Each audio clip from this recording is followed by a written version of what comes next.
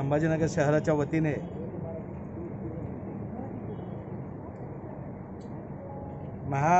या करोनाच्या काळामध्ये आतापर्यंत 1 वर्ष झाले। या 1 वर्षामध्ये सर्व राष्ट्रीय पुरुषांच्या जयंती साजऱ्या करण्यात आल्या। त्याचप्रमाणे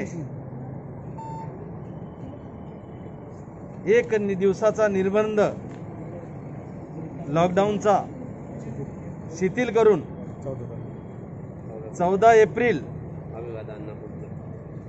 हा दिवस सर्व नागरिकांना सार्वजनिक डॉक्टर बाबासाहेब आंबेडकरांची सार्वजनिक जयंती उत्सव साजरा करण्यासाठी आणि अभिवादन करण्यासाठी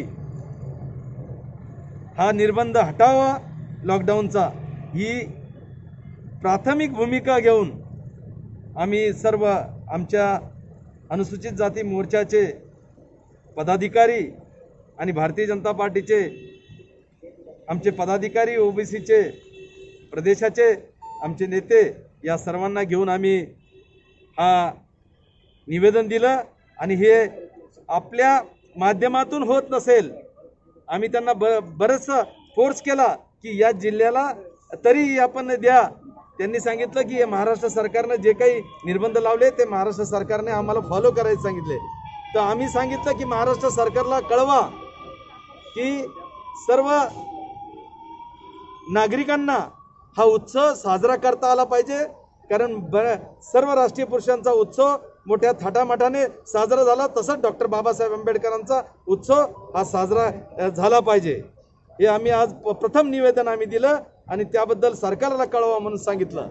दुसरं, लॉकडाऊनच्या काळामध्ये एकीकडे नागरिक कोरोनामुळे भयभीत झालेला आहे, दुसरीकडे छोटे छोटे व्यावसायिक दुकानदार व्यापारी वर्ग हॉकर्स ही सर्व मंडळी बेरोजगार झालेली आहे। एकीकडे बेरोजगाराची वाढ आणि एकीकडे कोरोनाचा मारा या भूमिकेतून नागरिक जात असताना आपण या अशा हवालदिल नागरिकाला सक्तीची वसुली याच्याकडनं होऊ नये।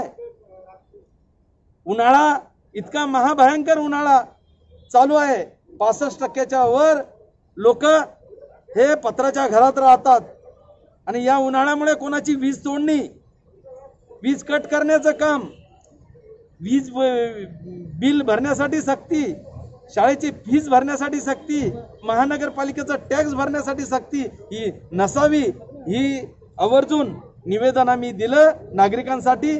कारण नागरिक खऱ्या अर्थानं आज ज्या भयभीत परिस्थितीत जगतात ती भयभीत परिस्थिती पाहता सरकारचं काम आहे त्यांना आधार देणं, त्यांना त्यांचं मनोबल वाढवणं आणि त्यामुळे सरकारला परत एकदा आम्ही विनंती करायला गेलो आणि ती विनंती सरकारने मान्य करावं म्हणून आम्ही आग्रह धरला। काय बोलले कलेक्टर साहब?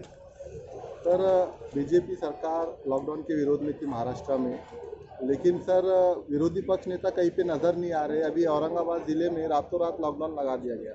हाँ, कारोबारी परेशान है, छोटे मोटे कारोबारी परेशान है, लेकिन फडणवीस साहब पे नजर नहीं आ रहे इस बीच। आपको पता नहीं है, माननीय देवेंद्र जी 24 घंटे लोगों की सेवा में लगे हुए हैं और विरोध करने के लिए विरोध नहीं है उनका, लेकिन इस महाराष्ट्र के नागरिक इस महाराष्ट्र की परिस्थिति को देख के जो भी कदम उन्होंने उठा रहे हैं वो महाराष्ट्र को बचाने के लिए, महाराष्ट्र की नागरिक आरोग्य के इससे उसकी परेशानी बढ़नी नहीं चाहिए, ये भूमिका से काम कर रहे और मुझे मालूम है उन्होंने जो भी काम कर रहे कि वो नागरिकों के हित में कर रहे हैं। लेकिन सर आपने भी विरोध किया था लॉकडाउन का इससे पहले बीजेपी ने औरंगाबाद जिले के लिए, शहर के लिए, तो अभी आप चुप क्यों है? रात में लॉकडाउन लगा दिया गया, 30 तारीख तक लॉकडाउन है, व्यापारी परेशान है, कुछ शहरों में व्यापारी रास्ते पर उतर रहे हैं, फिर आपकी भूमिका क्या है इसमें?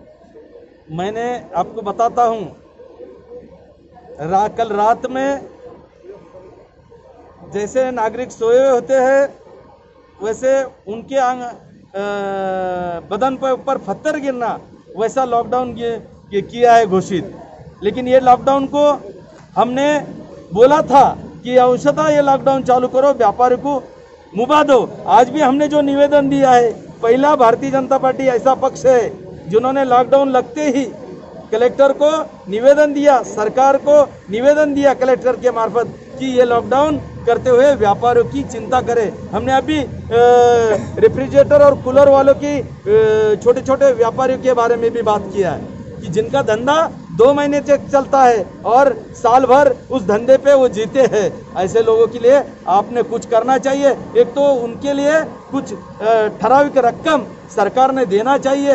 अब वो ठराविक रकम छोटे छोटे व्यापारियों को मिलना चाहिए, तभी ऐसे व्यापारियों पर निर्बंध लगाओ, न अन्यथा बेरोजगारी से गुनहगारी की तरफ ये शहर चला जाएगा। ये भी हमने अभी उनको सूचित किया है। सर 30 तारीख तक के लॉकडाउन या 30 तारीख तक लोगों के रोजी रोटी का क्या होगा, भूख का क्या होगा? नहीं, हमने बोला ना, जनजीवन विस्कलित हुआ है पूरा।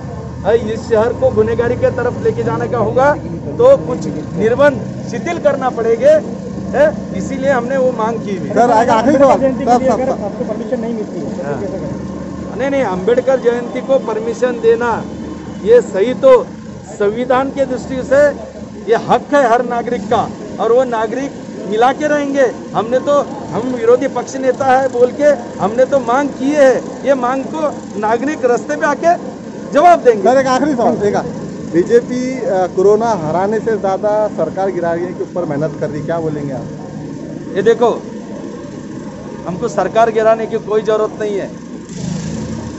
अलीबाबा 40 चोर की टीम सरकार चला रही है, उसमें से सिर्फ 2 चोर बाहर आए। अभी तो बहुत सारे चोर बाहर आएंगे और नागरिक इनको गिराएंगे, हम नहीं गिराएंगे।